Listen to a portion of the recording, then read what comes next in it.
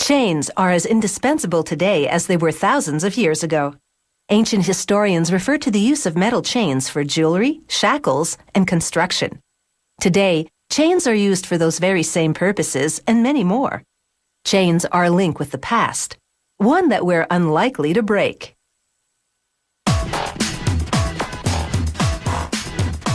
Chains are used to tie things down, hold things together, and pull things along. And their many sizes reflect the varied uses. To make a chain, a turning drum uncoils this wire rod and pulls it through a steel guide ring to a steel draw box. Grease inside the box lubricates the wire. On its way out of the box, the wire goes through a die, such as the one being demonstrated here. The die has a smaller diameter than the wire, and as the turning drum pulls it through, the wire narrows, hardens, and becomes stronger. Now, electrically driven tools move in from all sides. This is a forming machine. A tool called a jaw propels the wire forward, while another jaw pushes on the wire, bending it around a steel pin. It forms a C shape. Another forming tool closes the C, completing one link in the chain, and then another jaw makes the next link. This machine is making jack chain, which is usually used to hang lights. Another forming machine makes a chain that can haul a heavier load.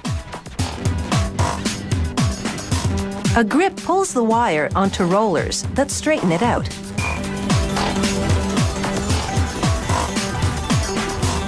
Steel cutters now make notches on both sides of the wire. These notches mark the place where the wire is to be sliced into link-sized pieces. A mechanized knife makes the final cut at the notches. Next, roller arms loop a cut piece of wire around a steel finger. The roller arms make it look easy, but they're actually exerting tons of pressure in order to shape this wire. After the rollers form the link, a pliers-like tool grabs it and turns it around. This positions the completed link so that it can connect with the next link as it's shaped.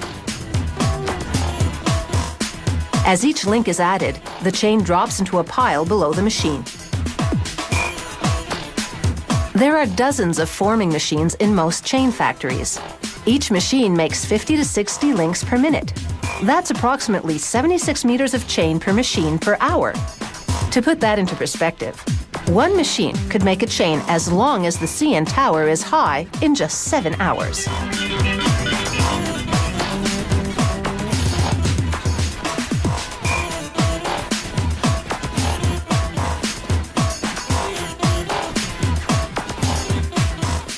After the chain is formed, it'll need to be strengthened. So it's onto the welding machine. Hammers to the left and right push the link in. Then 2 copper blocks move in from the sides. They act as electrodes and zap both sides of the link with an electrical current. The current ripples through the gap in the link, while the hammers push it in. The link reaches a scorching 927 degrees Celsius. The wire melts, and the link fuses together.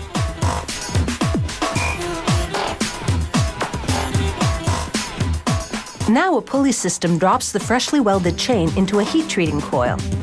An electrical current runs through the copper coil, heating the chain inside until it's orange hot, 940 degrees Celsius. The pulleys lower the chain into a tub of water to cool. The extreme temperature change alters the molecular structure of the steel, making it much harder. But the experience leaves the chain a bit brittle. So it goes into a second heat coil that's not as hot as the first one, and then into another cool bath. This takes away the brittleness and gives the steel a bit of stretch. Now the ultimate strength test. This is the chain calibrator. Pulleys run the chain into a groove that's been cut into a block of steel. A clamp on the left holds it in place, while the hydraulically powered block of steel pulls the chain to the right. Will it break or will it hold? And can it handle the load? After all, you're only as strong as the weakest link.